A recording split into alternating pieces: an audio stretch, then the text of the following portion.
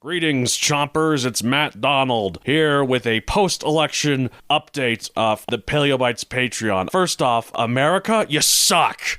My state, though, is pretty good. Colorado, I'm pretty proud of. We got good dinosaurs, and we got good taste in politics here in the Centennial State. Like I said last time, I've been a bit behind, but that was due to anxiety and anticipation about this stupid election. Anxiety that was very much justified, it turns out. Yay! Don't you love it when your paranoia and anxiety is validated? Yeah! But now that it's over and the anticipation is gone, I'm feeling a lot more motivated. And I'm able to get stuff done. And I promised you 5 Paleobites Patreon episodes this month, and I shall deliver.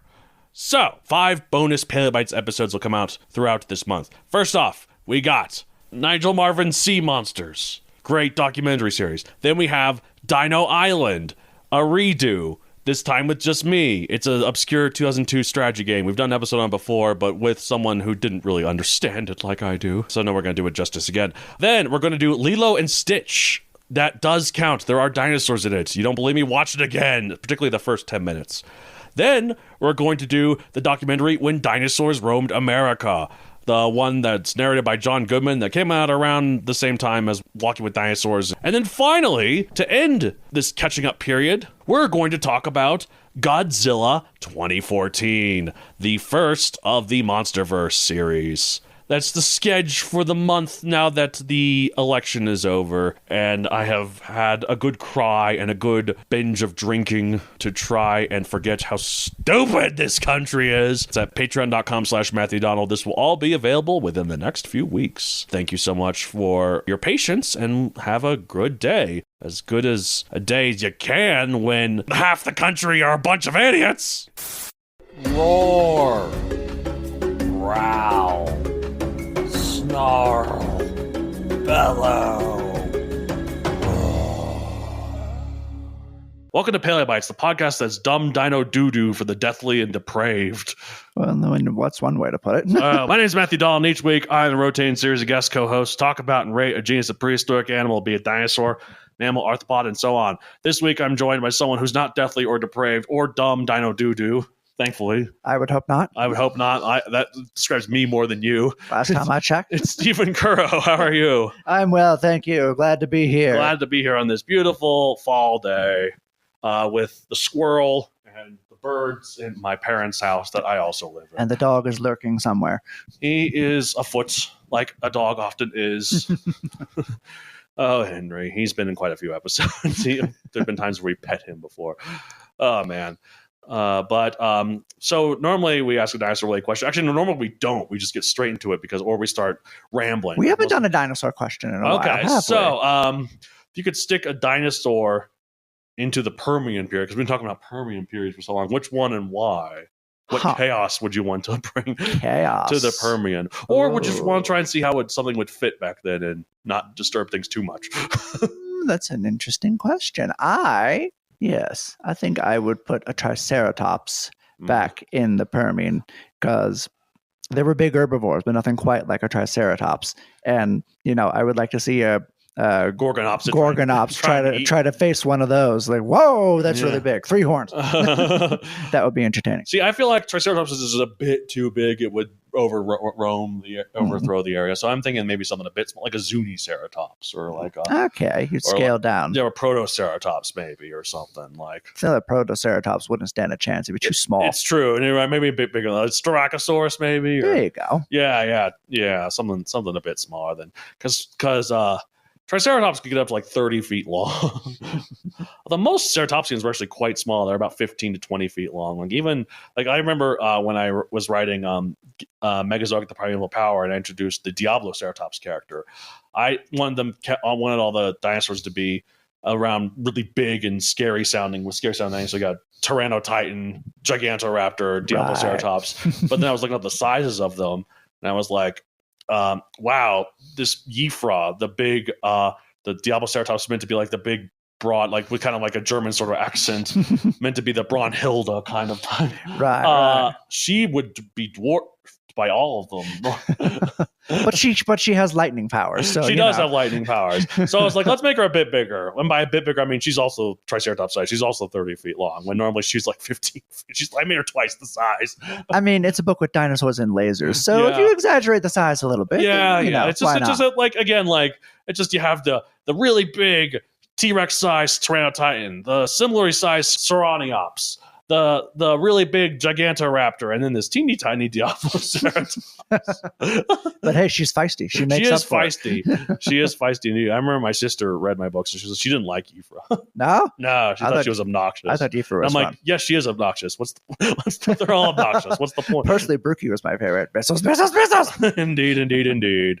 But at least unlike another dinosaur-related movie or book or just work of fiction, I didn't include monkeys in it, like Disney's Dinosaur, but what those monkeys might have been is this creature. Yes. Notharctus. It means false bear for some reason. I mean, I guess that's true. It is not a bear. It looks vaguely like a bear. Yeah, in that skeleton there, kind of, maybe. Yeah. It's an early primate from the Eocene. Some have speculated that the lemurs in Disney's Dinosaur or this or other adapiforms like Smilodectes. They also look just like modern lemurs, like modern Sophocles lemurs. So it's probably a case of fans fitting a square peg into a round hole. But maybe the creator for straws. Yeah. But anyways, what it was is a strepsirrhine primate, a suborder of primates that includes modern day lemurs. Specifically, though, this is an extinct group called adapiforms, like I said, with the Smilodectes, which are mainly found in North America. I guess serine primates really got around the place. If these were in North America, but they somehow got to Madagascar. Size 2 feet, so 60 centimeters long, 9 to 10 pounds, 4 to 4.5 kilograms. It was an herbivore.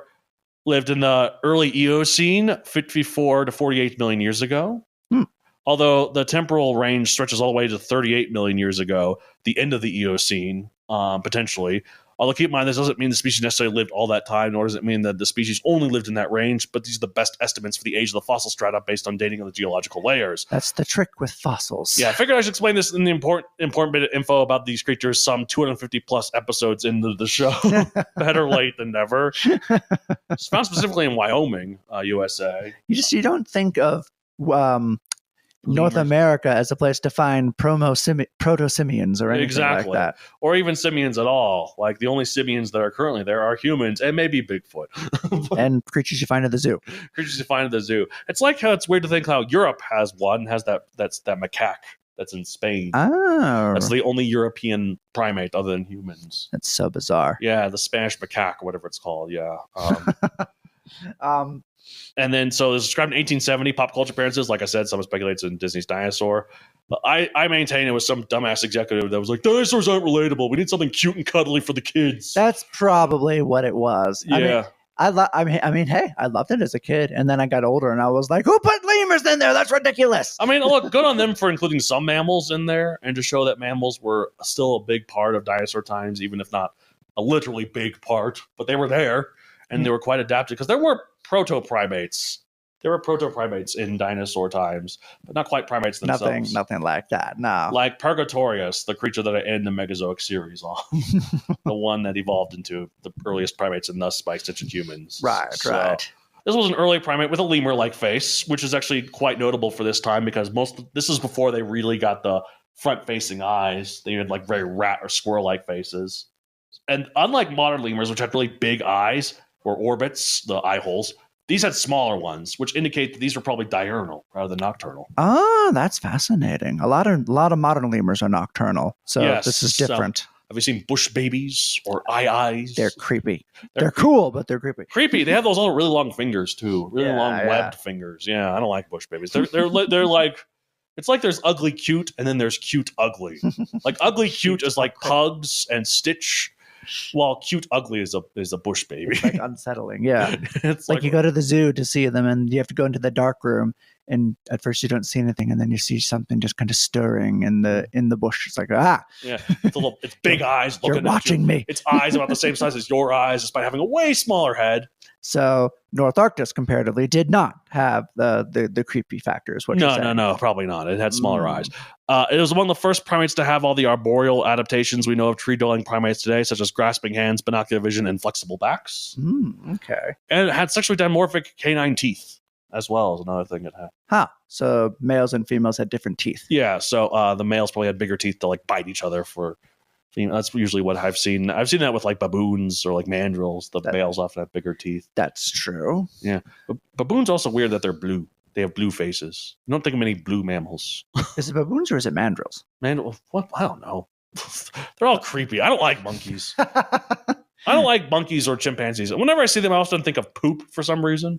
Well, because they throw it. They which throw is it. disgusting. They just constantly. I'm assuming they just have it in their hairs back there. Just stick. Well, I mean, there. they don't wash. Yeah, exactly. So it's just ugh. I just see those chimpanzees crawling alongside Jane Goodall, and I'm like, you've really got to bathe after that. I don't know why. I mean, clearly, obviously, any animal is disgusting, but like, Lyra's going to overhear you. she's right. Oh, she poops on me constantly, but at least her poop doesn't stink. Not as bad. So, well, not at all. I don't think. Like, I mean, there's probably some fumes. I actually heard a weird fact that if you have a pet monkey, which is not advisable, by the way. Don't be like Ross Geller. But hypothetically, if you did, it is impossible to train them to not throw poo. Yeah, it's buried in their. It's innate in their DNA, which is so bizarre to me. And it really is. But these probably threw poo too. I mean, it's an effective defense mechanism. I mean, that's what we do. That's what critics do. They throw poo. Certain politicians. Certain politicians, indeed. That's what basically the internet comment section, like YouTube comment sections. Oh, I see what you mean. A lot of throwing poo in there too. Oh my gosh. Twitter. It's just a cesspool at this point. Yeah. So, Notharctus, would it have lived in a tropical climate, subtropical? I mean, in the early Eocene, that's when there was the great forestation of the whole world. Like it was hotter than it was even in the Cretaceous period, and tropical forests stretched from pole to pole, basically. So yes, it would have been in a tropical environment. So, yeah, that's what I'd say. Weird to think of Wyoming as a tropical jungle. Well, yeah, or Colorado too. It's Colorado, weird. for that matter. Well, it's like a Dinosaur Ridge. It's like it was a beach at that point. It was. Yeah, so always blows my mind. It was originally thought to be a small pachyderm. What? Due to the concentration of pachyderm fossils in the area. What kind of scientist thinks that? How do you confuse primate with pachyderm? Just because there's a lot of other pachyderms, like, oh, everything else is a pachyderm, that means everything must be. But that tree is a pachyderm. That bird is a pachyderm. The fish here is obviously a pachyderm. Pachyderms. It's just all pachyderms. It's like saying, it's like, hey, in this all-girls school, but there's a boy person. It's like, you must be a girl, right? Because everyone else here is a girl. Did they not look at the teeth? Yeah, okay. Look, there's something I'm missing here, I'm sure, because no respected scientist would assume that. I think it's very confusing. But then, after Walter W. Granger's discovery of a nearly complete skeleton, he's some paleontologist, I guess. Also, it was firmly established as a primate. It does resemble modern-day lemurs, although they're not directly related. Like I said, there's an extinct primate group called the adapiformes. And it means false bear or false pachyderm, I guess is what it means. False pachyderm. Stranger names have been given in paleontology. Yes, indeed. So, it just kind of crawled around. I'm trying to think, what was in its area here? What did it have to avoid? What formation was it in? In the Eocene. That's it. Eocene, Wyoming, specifically. So, prehistoric mammals of Europe. What is that category there, Wikipedia? Wyoming's not in Europe. Stupid Wikipedia. Did some sad British person that wants America back right to put this. This was Eocene. 30 million, was it? 30 million years. 30 million years ago? Okay. Oh, no, 50 million. 50 million. 50 million to 38 million, possibly, yeah. So was this the time of Notharctus? Yes, but that would have been in Pakistan. Okay.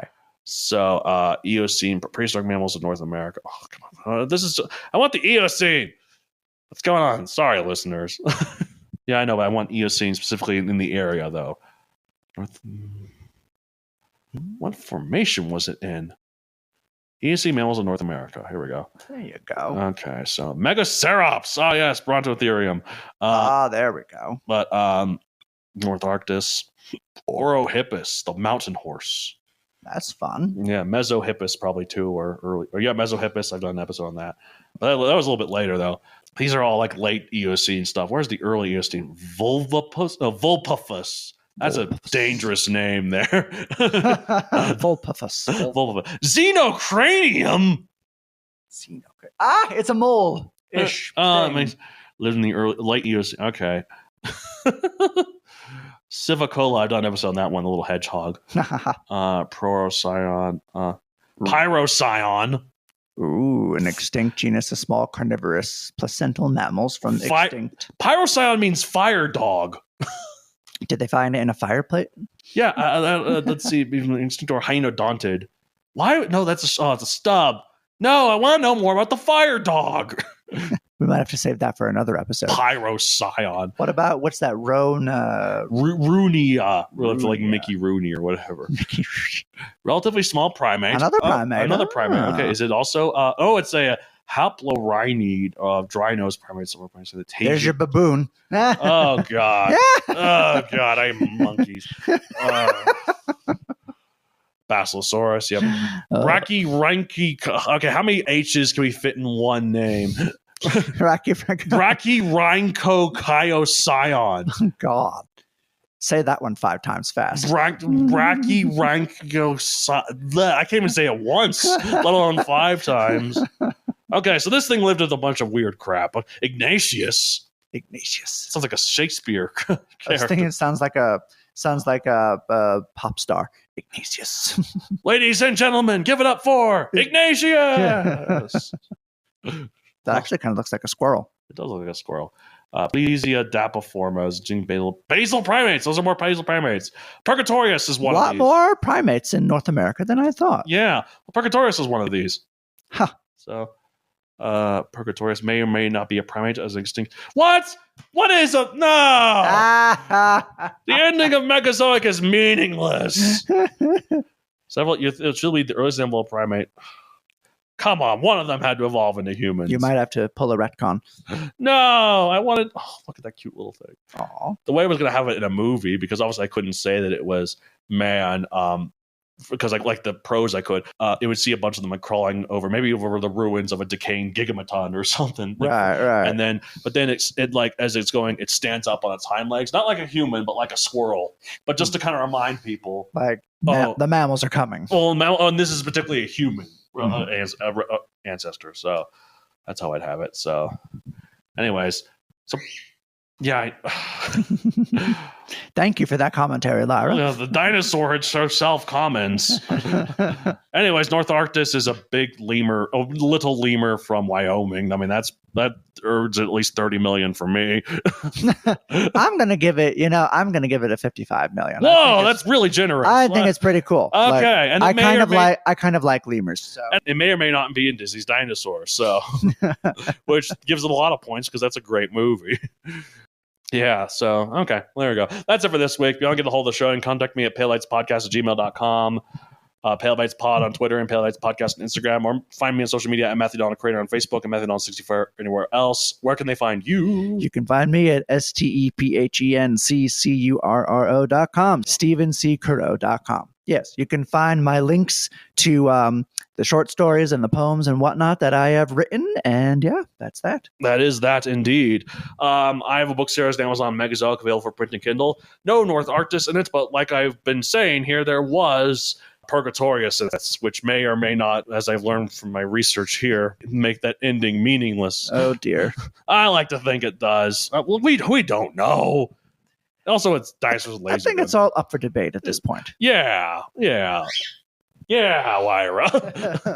All right, that's it for this week. Oh, wait, I also have a book series called Teslanauts. These would be closer to when it would take place. Actually, no, Megazoic would be closer because it would be, in terms of chronologically, this is 55 million ago versus 65. Correct. Versus now. So never mind, it's not closer.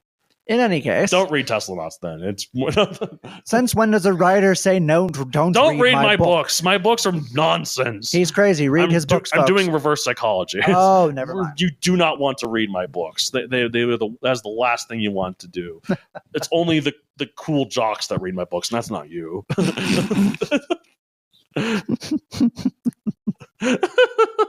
Anyways, that's it for this week. We say at the end of every episode of Paleo Bites. Goodbye. Goodbye. That's what we say at the end of every episode of everything ever. Goodbye. Because we're generous like that and kind.